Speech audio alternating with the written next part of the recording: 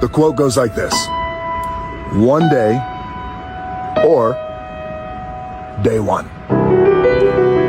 One day or day one.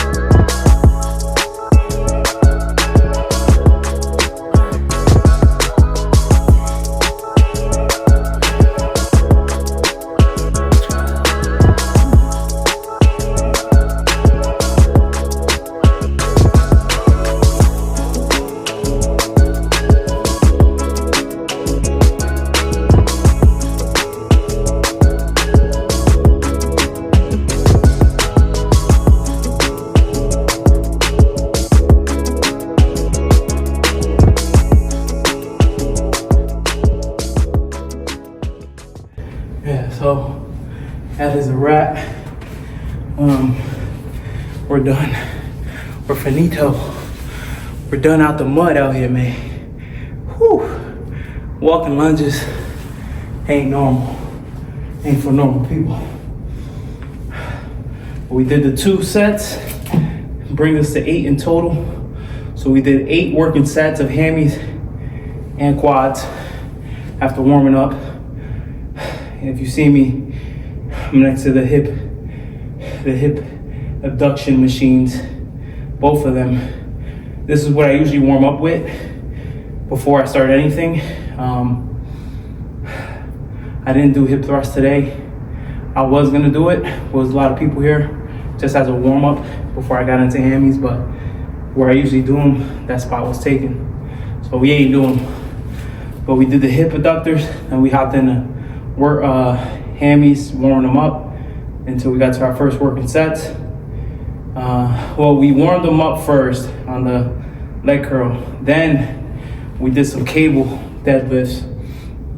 And we came back to the hamstring machine and then we banged out the heaviest sets we could there.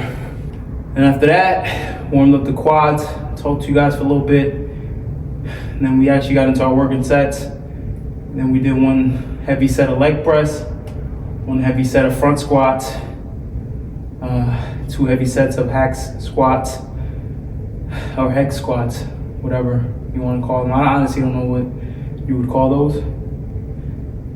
1 set was just regular. We did 2 25s, 2 45s each side. Then we popped up 1 more 45 each side to bring it to 3. And we did a drop set, taking off a 45 for each set, which was 3 sets of